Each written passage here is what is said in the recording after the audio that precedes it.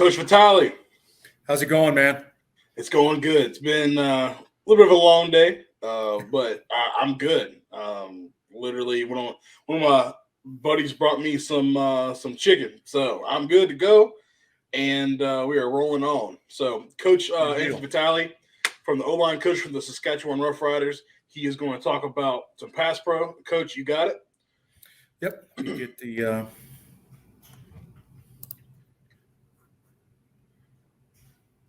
We are blessed to have Coach on, our first professional coach on here to talk some ball.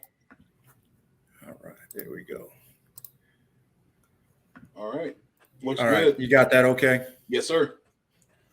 Okay. Like Coach said, my name is Anthony Vitale. I'm the offensive line coach in Saskatchewan. This is my first year in Saskatchewan. I was in Edmonton. I was with the Edmonton Elks the year prior. So a lot of my film is going to be from that. I want to use film of clips from where I was teaching and not somebody else's stuff. So all of my film is Edmonton film. But like I said, I'm currently with the Saskatchewan Roughriders. Appreciate Coach, one, giving me the opportunity to be a part of this thing, but also, two, just doing this in general. Obviously I'm passionate about our position, offensive line play from top to bottom, and just what he's doing to try to develop coaches and have that trickle down to players, I think is a really cool deal. So wanted to be a part of that. I put up my Twitter on here, fellas. Feel free to reach out to me. Let's connect on there, exchange information, all that type of stuff. Give me a little bit of a grace period. I absolutely suck at social media, really from top to bottom. So give me some time. If I don't reach out right away, I'm not ignoring you. I just, it takes me some time to figure that stuff out. Okay. But I'll get right into it. I know we're kind of short time here. I just want to start with just a couple of different things that I believe in. Number one, I always start with this, and I tell this to players too, man. Look, I know we all have goals, and that's something that holds true with coaches as well. It's okay to have goals. It's good to have goals. But understand that just like with the players, we want those goals to be things that facilitate team success and have those things drive us more than just pure where we want to end up. And this is something that I believe in. Whatever your goal is, you substitute in NFL coach is kind of what everybody gravitates to. That's the ultimate of the ultimate. But whatever your ultimate is, you can substitute it in right there. Just understand you can't do that for yourself. You can't make yourself an NFL coach. Somebody has to do that for you. Somebody's got to take a chance on you. Somebody's got to be able to help you and write that check to be able to get you into that position. But what you can do is make yourself an NFL caliber coach. Hey, Coach. And that's things like doing what you're doing right here. I know there's probably 8,000 people that signed up for this thing, and how many people are actually on here. That's a tribute to the guys that are on, and that's a step in the direction of making yourself an NFL caliber coach. Hey, Coach. I can't see your presentation. I just see where you're in DV Sport where you have your slides. Okay. Can you have to figure out how to pull it up where it's full screen? Sure. Let me switch it out, see if I got a better shot here. All right, so let's do this, and then let's pull that off of there. Yeah, can you there All right, how about now, Coach? That's it. Let's get it. Okay. So that's something I believe in, fellas. Just being great where you are and not wait until you get the opportunity to try to be. If you wait till you get your chance to be a high-level coach by title, if you wait till then to prepare, you have no chance. So it's about preparing before you ever get that opportunity. And then as we talk about protection, this is something that I believe in, something that we talk a lot about in our staff room, is we're going to reserve the right to game plan, but have a philosophy. Know who you are, know what you're about, know what you believe in, have core beliefs. And that's true in pass protection as well. It's something that a lot of times when you talk to guys, every answer is, oh, that's a game plan decision. Everything is a game plan decision. Well, you should have core beliefs that drive how you would ultimately like to approach different fronts, different pressures, all those different things, because you're going to get some things in a game that you've never seen on film that you're not able to just go out and game plan. So having the ability to give your guys like, look, these are our rules. This is what we do, and this is how we do it. And then, yes, we may game plan this 3 down front this week. We may 4-man slide as opposed to base it out. Okay, so, but we have a firm core belief about who we are and how we want to do things, and then we game plan as needed to go. But we give our guys rules so that when we get into live bullets and we get something that we haven't seen before, they're able to just apply their rules and play. So that's something that we believe strongly in. Okay, so in terms of getting ourselves and what we actually believe in, here's some of our core beliefs. Okay, we want to identify our 6 guys, and I'm using 6 as a response to 10 personnel. Okay, 5 offensive linemen, 1 back, 60 type protection. We want to identify who our 6 guys are, and then for us, we want to locate the free safety. Okay, generally, we have felt like the free safety is a pretty good indicator of where we're going to get blitz coming from, but it's our job as coaches to find out what the blitz indicators are, know those things, and be able to teach that to our guys and try to give them a little bit of a head start pre-snap to try to figure some of those things out. Okay. At Saskatchewan and when we were at Edmonton, we're an ID-driven team. So whether you call that a mic point or whatever you call it, okay, but we own the ID. We're not a team that's just going to slide and say, you own the A gap, you own the B gap, you own the C gap. We feel like at our level, the blitzes are too sophisticated and it's too easy if you just slide to gaps to take advantage and cause in a 6-man protection to bring 6 and still have a guy coming free. So what we believe is we're going to set the ID, we own the ID, and we'll play off from there. Now, with that, there needs to be great communication. So with us, we'll get into some louder stadiums. That ID has got to be a clear verbal. We're going to identify it. 52 is the mic or whatever your terminology is. But we're also going to give a visual above the shoulder point so that when it gets into a stadium where we're not able to hear each other, that everybody can see visually who we have and then work off to find out who they have from there. Okay. We are a sort team, so we do have sky responsibilities. And that's just our terminology for there are some times where the nickel or the safety will come, the corner will come, and there are some times where we got to deal with that if our primary ID is a dropper. And then one thing that's important to us is we want to protect the core first. We want to solidify the inside, and then we'll work out and be helped to the outside after we have secured the inside. And we got some good clips of that just to try to show you what our thought process is there. Okay. We make a tremendous emphasis on the help system, whether that's running back chips, tight end nudges, or whatever, again, your terminology is there, or just simply building in free hitters into the system. Okay. That's something that we believe in. And I've seen time and time again, not just in our league, but in the NFL at the highest level, free hitters, chippers, nudgers, it changes the way that guys rush. Okay. And that's important to us because it helps give especially our tackles, a fighting chance in there against some very, very talented rushers. We do carry squeeze rules against certain pressures, right? So there's times that we'll get some sky pressure where we have to squeeze down. Okay. So maybe that's a little bit too much. Some guys feel like that's overly complicated, but just full transparency, that's something that we do. We're a center-driven team. So in other words, our center is going to be responsible for all of our IDs and calls. But the quarterback always has the final say on everything that we do. If he don't like it, that's the end of the discussion. He's going to make another call, and that's how we play. That's what we do.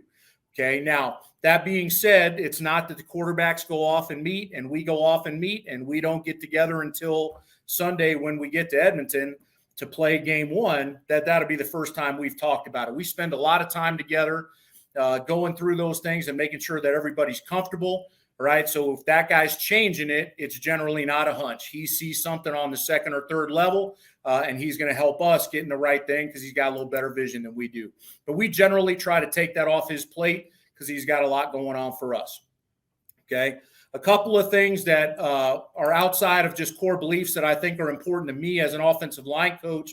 I would tell you this: as you get into your game plan and you draw your protections and your how you're going to handle things, you cannot be predictable in terms of which way that you are going to slide. If the defense has your trigger, then you are in deep trouble. It is going to be a long night. Okay, these defensive coordinators are too good, man. If they know where you're going to slide, whether that's opposite the back, to the field, to the boundary, to the 3 technique, whatever it is, and it can be primarily that. It can be part of your core belief that you would like it to be that. But I do think it's really important to not be 100% predictable where your slide is going to be because these coordinators are too good on the other side. They're going to pick you apart, and they're going to create matchup problems where you on paper have them blocked, but your back cannot block the guy that they found a way to match him up against. Okay, so that's something that's important. All right, we feel like you can be physical in protection. Now, everybody's going to say that, okay? But it's up to us as coaches to build a system that encourages it, and I would say you must build a system that demands it. Hey, you have to demand that those guys be physical in protection. Okay, and the ways that you can do that are, number one, through the help system. Running back chips and tight end nudges can be violent. Okay, but beyond that, we want to have violent hands and punch these guys, right? We want to get our hands on these guys, and we want to punch these guys as physical and as violent as we possibly can. And we're not running off the ball like we would be in the run game, but we can still coach a violent style in that with our free hitters, our help system, and the way that we punch. All right. And then the other thing is cover down to the ball. If you're not connected to a defender and that ball's gone, you should be downfield hunting up a defender, trying to help that guy get extra yards. Okay. Our receivers coaches push our receivers to battle to get extra yards. They're not going to just duck out of bounds. They're not just going to lay down for a defender. They're going to fight for yards. They got to know that their offensive line is on the way and we're coming to help them. Okay. And the last thing I would say is, as an offensive lineman, no matter where you are, you got to know where you're getting help and you got to know where you're giving help, right? So that know where you're getting help helps you determine what kind of set you take. And then know where you're giving help is just a responsibility to R5, making sure that those guys know if they're supposed to get help, then by God, we're coming to help them. That's just the way that it is. Okay. All right. So just want to start with this before I get into the rules. I know we wanted to go through just 6-man protection rules, but there was just a clip that I wanted to show you just to talk about some of the things that are important to us. Okay. So this is us when we were at Edmonton. We got Trey Ford as a rookie for us, first round pick for us, playing in this game. It's his first start. Okay. And just talking about being violent.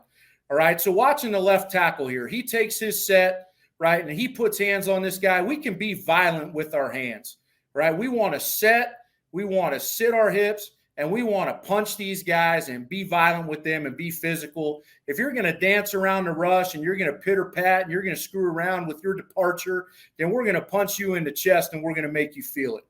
Okay, so that's something that we want to talk about, and we'll use this to show guys it's okay to be violent with your hands. We don't have to be purely reactionary with everything. The other thing is we talked about the help system. So if you watch the back here, 28, okay, number one, even though the offensive line is sliding to our left, we're responsible for this backer over here to the offensive line's left. The back is aligned to the left.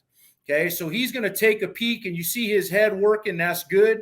It's not because he's unsure. He's taking a peek at the box and the shell. We want to be aware of what we're getting. Where's our safety? But then ultimately his eyes should end up over here to the right of the hash because that's his primary responsibility.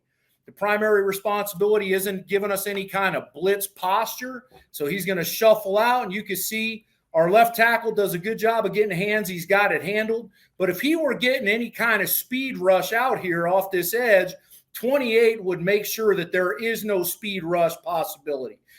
Okay, if he gets any kind of speed rush, 28 is going to take a shot at the outside half of the rush and put him back on the tackle's body. We're going to be violent about it. All right.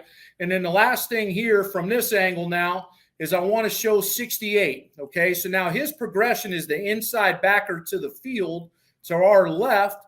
And then we would actually have a sky responsibility if we had any safety or secondary pressure coming from the field.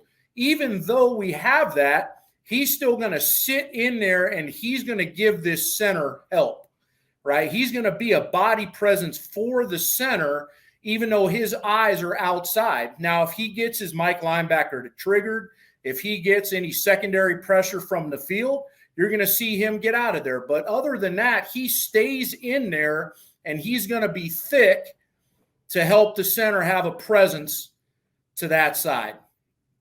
Okay. The other thing is, once this ball is thrown, okay, now this is Kenny Lawler. He was with us last year in Edmonton. He played at Cal. Some of you guys may remember him. He was with the Seahawks for a little while. And this is really indicative of not only him, but Coach Howell, our receivers coach, did a good job. Our guys are not just going to lay down for you.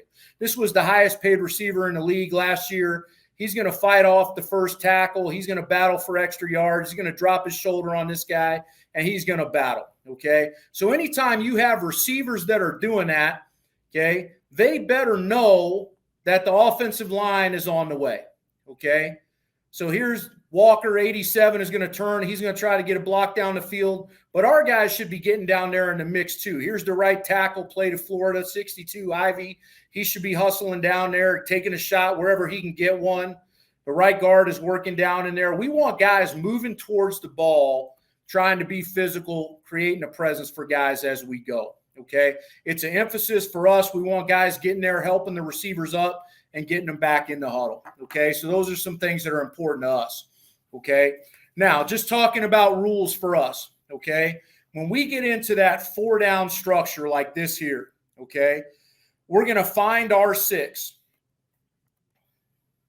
Let's get back to the main one here, all right? So when we get into this, we're going to find our six. So the four defensive linemen down here in blue are going to be our four down guys. We're always going to take the bigs. In 60 protection, we're going to be going to the right as an offensive line. So we would set the Mike as the ID. And again, we would ID him by number, but also give the above the shoulder point, telling everybody that that's who we have. The running back is just simply going to take the first non-declared rusher to the backside of the ID. So if we ID the Mike, he's just going to find the first level 2 defender backside of that, and that's going to be where his eyes start. Okay, so now offensive line wise, we're responsible for the Mike. If he were to hit it in this A gap to our side, we would take it. If he were to hit it in the A gap to the backside, you would see the center and the left guard pass that off, and they would own that together. Okay, they would exchange the nose and the Mike, okay, and we would handle that. If the Mike dropped and we got the Sam or the nickel, whoever that is out there, working off the edge, right, then that would be our responsibility, okay? So we say it takes two. It takes both of those guys to make us hot to the offensive line slide side, okay? If the Sam is coming from depth, you'll see us generally take normal sets. If you see that Sam really start to trigger down, we get some rotation where we really feel like it's going to be the Sam on the blitz. We'll make a call that alerts us. We'll set a little bit more vertically, and then we will sort out the three most dangerous of the four possible rushers to our side, okay? What we're telling the running back is he's got that first non-declared, the S1 or the will in this picture. If the will drops, he would have anything to his side. So if it was a safety working that side or it was the boundary corner, then the running back would take that guy, assuming that the will dropped. If he doesn't get anything from his side, he's going to take a quick peek over to the other side, to the O-line side, and then they would be responsible for scanning over for any overload pressure. So if we got the Mike hitting it through the A gap and the center was eaten up by that, and they also brought the Sam linebacker off the edge, the back would scan across for the Sam backer on that picture. Okay, so that's our base rules on that. Okay. So on this, excuse me, where the Sam linebacker is walked down and we have some rotation that has alerted us that, hey, we may be getting this Sam linebacker, we would just make a jet call on this pre-snap. And all that would do is just give us a little more depth within our set. We're still going to be primary off the mic, right? But it's just an alert call telling us that if the mic drops and the Sam is coming, we're going to make an out call, out, out, out, and then we would push out for the Sam. So we're still 3 for 3 on that other side. And once again, fellas, if the mic came and the Sam came, then the back would scan over to that side and he would handle the overload pressure for us there. All right, just some things that we do. And again, once you start to get into things where you're changing things out of the huddle, okay, that's not for everybody, but just being aware, these are some of the things that we do to handle some pressures that we see in our league, okay? If we get an anticipated 4 from a side, okay, so now we're still in 60 protection. We should be on the mic here. The back should be on the will. But just based on film study, pre-snap rotation, whatever it is, we feel like, hey, they're going to bring the will and they're going to bring somebody else off of that same side. Okay, what we can do is we can now make a flip call. And all that does is now 60 protection where the O-line was going right and the back was going left, it changes to 61 protection. So now the offensive line is going left and the back is going to go right, okay? So now, I know in the picture the back is picking up what we would call the boundary half here, the H, okay? By rule, the back is still going to start his eyes on the mic. That's the first non-declared once we change the protection to 61. We ID'd the will as the new ID. The first non-declared would be the mic. But the back has got to know we're flipping that thing for a reason. Okay, and that reason is generally we feel like we're about to get overloaded from one side. So that the running back is going to quickly check that mic. Look, if he's coming, he's got to take it, right? But what we anticipate is the boundary half in addition to the will. So that running back is going to take a quick peek at the mic, and then he's already there on that side for the overload right there. Okay, so that's one thing that we do to handle some of these overload pressures that we get. And again, it could be as simple as the free safety, but whatever it is that's triggering you on that, that's something we want to be aware of. Okay, this gets a little bit convoluted, fellas, but all I'm doing here is I'm showing you, like some of these guys are taking the defensive ends and they're putting them inside. They're taking the linebackers and putting them outside. And if you just say, look, the will is the new defensive end, the mic is the new defensive end, then what you get is some really horrific matchup problems against your running back. So this is just simply to say, look, if we got something like this, we would track those bigs. We own those bigs wherever they go, okay? And you make whatever slide call it takes to get you on the 4 bigs and the linebacker to our side, okay? So that's just nothing more of an illustration of we would track those bigs even though they're not lined up as a typical defensive lineman. All right, once we get into 3 down, and this is one, there's a million ways to handle this. Okay, everybody does this a little different. For us, the way we want to start is we want to handle the 5 in the box. So we would take the 3 down. We would take the buck to help on the nose. The right guard would take the mic to help out on the defense.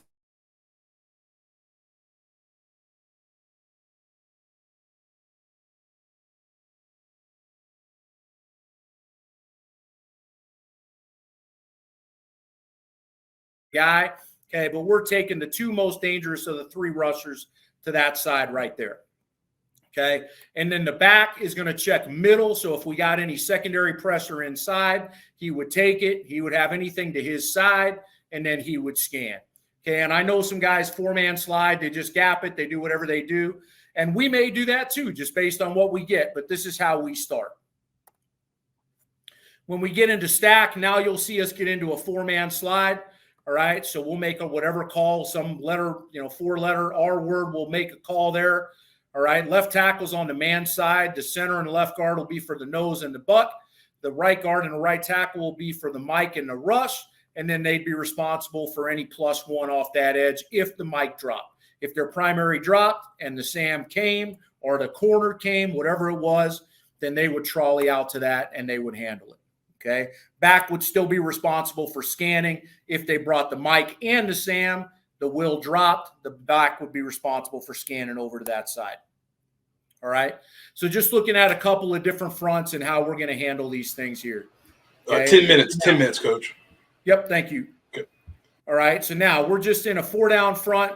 Okay. Again, just putting an emphasis on this.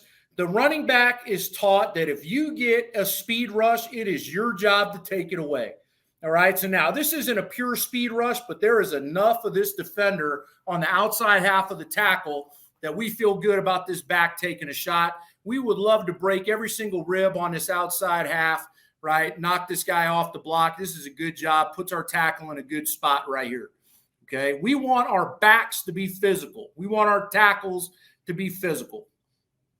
All right. So as we set this, all right, now we're sliding to the right, and it's the same idea. Even though the center is responsible for 21, that's who we've ID'd in this picture. He's setting thick to 18 because the left guard has got a long way to go. Okay. So now they get the game. They're going to exchange it, right? But we still have eyes. We still have 21 if he came. If 21 dropped and we got any type of boundary pressure, we would take it, right? Same thing for the back.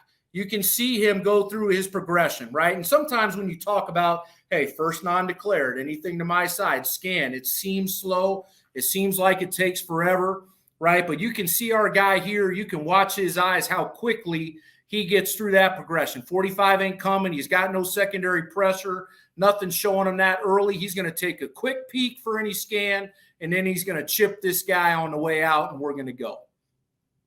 Okay. Now, same idea. We're getting into a 4-down type of front right here. Right. Same idea. Set and thick. Even though we have 56, this is Thurman here. Our guard is going to set and be a presence for this center. And then when he goes out, he'll work himself out for the game. Okay. And they're handling the game. And look, fellas, I know technically there's a lot of things we could be doing better. That's a whole other, I could spend 7 hours myself on things we can be doing better technically here. But just talking about scheme, our eyes would be 56 to anything from the field. The back is gone. He would be checking 4, who's Judge, played at UCLA down here. He's checking Judge. He's checking the scan. He's getting himself out of there.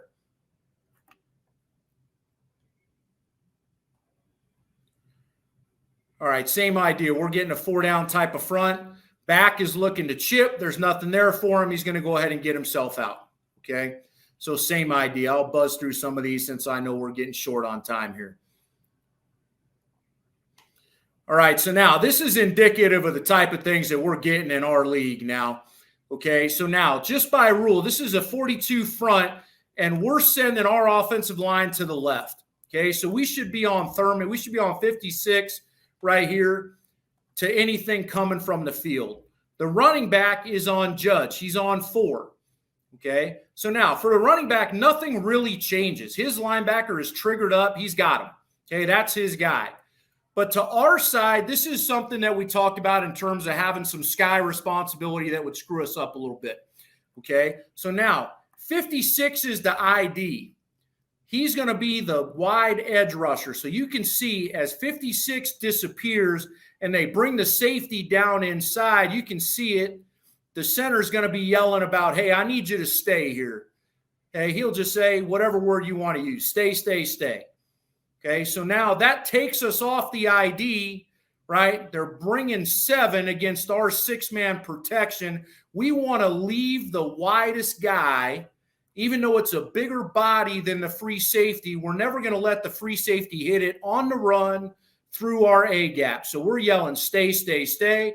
That tells the guard he's got to stay inside here. Tells the tackle he's going to be on 95. Okay, now, the left tackle, we don't want him to set this far out. What we want him to do is to set off. And all we're trying to do with that set, fellas, is we know that we can't block 56. We don't have enough. Okay, but what I can do is set at an angle and try to widen his rush so that he's not just completely free.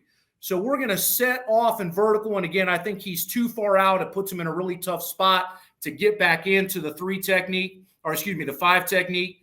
Hey, but he does want to set off so that we're going to widen the rush of the unblocked defender, and then we'll squeeze back down inside to try to handle the 5 technique working inside. Okay. Now, this is a 3-down front. Okay. And just for discussion purposes, 10 is a defensive end, kid out of UTEP. All right. He's a defensive end typically for them. All right. Who's playing in that linebacker spot. So no matter where he ends up, we would own him. Okay. And why I wanted this on here because we're not doing a good enough job. Technically, there's some things we can be doing better at the center spot to help ourselves out. The guard is looking to help them. But what I would tell you is we got to treat these guys, especially when they're defensive linemen, these spies, as rushers until they get themselves out of there. And there's times they'll drop themselves out, and that's fine. But until they do, we've got to respect the rush on those things. Okay, back looking to chip. Hey, doing a good job. He goes through his scan. He's out. He's going to chip that guy because he's off the tackle's body, and then we'll roll. Okay, same basic idea. Now they're using 93. He's up and he's mugged, so they're giving us a 3-2 type of look, but they're dropping those 2 guys out. This is 60 protection, so you can see our right guard. He sets off.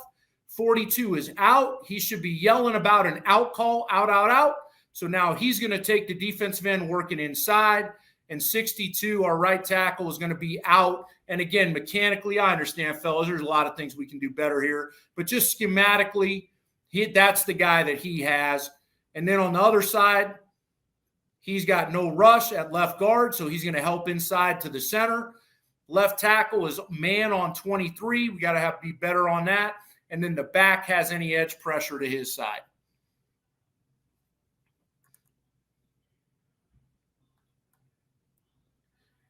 All right, same idea. 10 is a big. We own him no matter where he goes. He's a defensive end. So now, even though by rule we typically have said we like to base this thing out, we'll slide because our big is over to that side.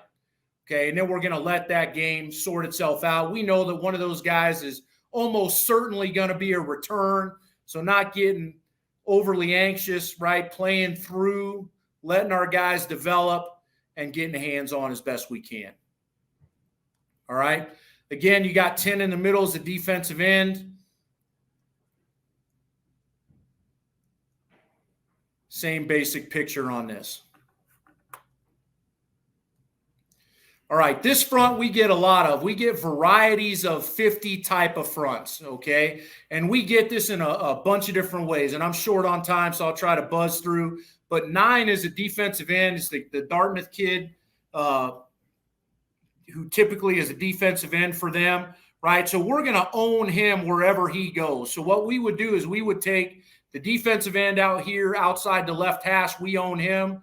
Right now, if he drops, we expect that interior 3 to work for a contained rush, right? So not getting overzealous in terms of how we set out to that. Same thing for number 62. He would have Judge out here in the middle of the field, right? And then we would put the back on this interior rusher, Thurman here, 56.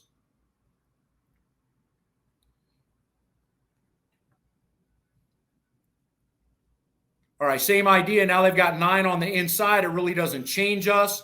Right? We should just be tracking that as we go. He feels like he's out.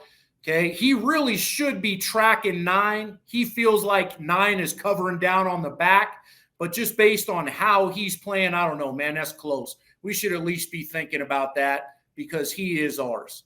Okay. Again, just try to get to 1 or 2 pictures here before I get pulled off the stage here. Now they got 91 on the inside, whereas before the defensive lineman was out here as the overhang. That's now a linebacker. And the big is in the middle. So you'll see us be different here. And it's not because of anything other than we have to account for the big. We're not going to ever put the big on a little. So you'll see us slide down inside to get 91.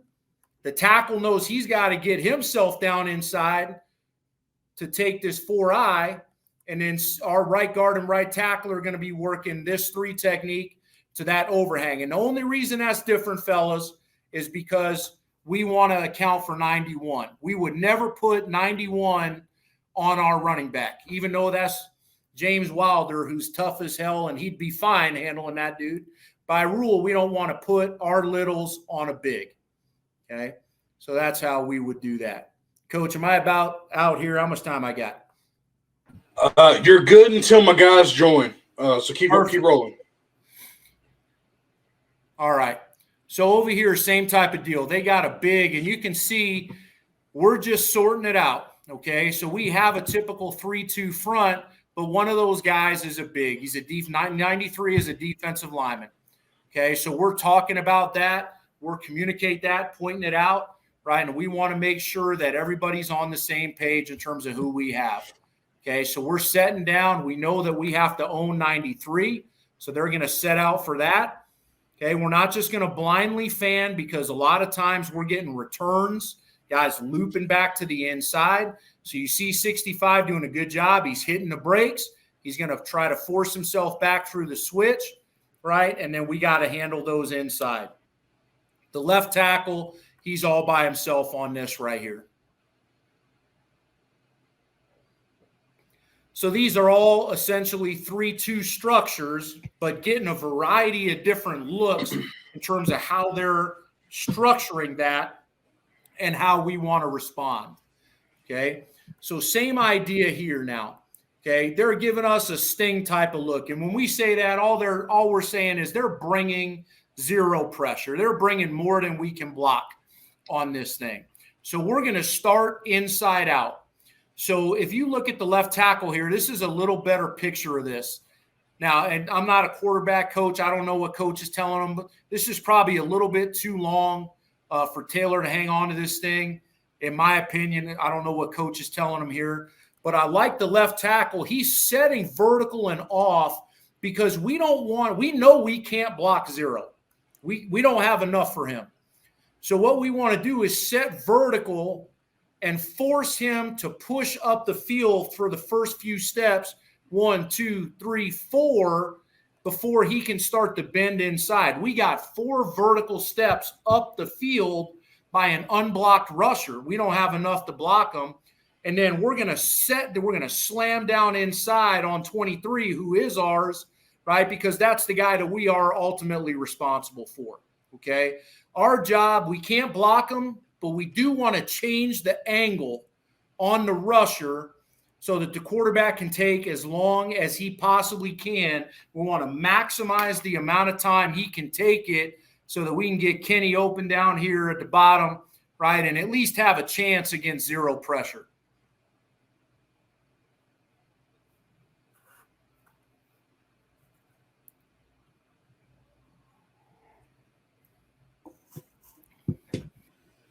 All right, and same type of idea out here, okay?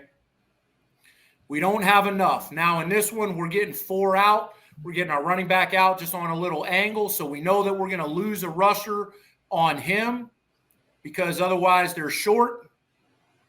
Left tackle knows he's going to have the unblocked defender to his side.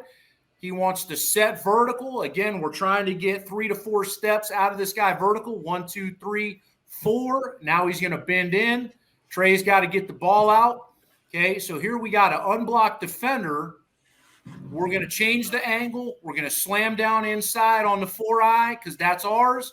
And all we're trying to do is to give Trey just enough time to set his feet and get that thing out of there. He knows he's got to get it out. He knows it's zero pressure, but we're doing the best we can to get that thing out of there just by changing the angle with that tackle right there. Okay? Awesome. So, fellas, that's all I got. I'll put my like I said, that's my Twitter deal. I absolutely suck at Twitter, but if you get me on there, if you follow me on there, if you're a coach, man, I'm going to follow you back, okay? And I want to try to help grow this fraternity of offensive line coaches as best I can. I think it's important, okay? So we'll connect on there and, whatever I can do to help you. Not that I certainly have all the answers, I promise you, but whatever we can do to sit down and talk and collaborate, man, I'd love to do that. So, Coach, I appreciate you, man. Any questions or anything else you want, I'd be happy to answer whatever I can. I think we're good, Coach. I appreciate it. Definitely. I was texting my head coach, texting a couple of guys, and be like, man, those blitzes they're seeing in Canada are funky.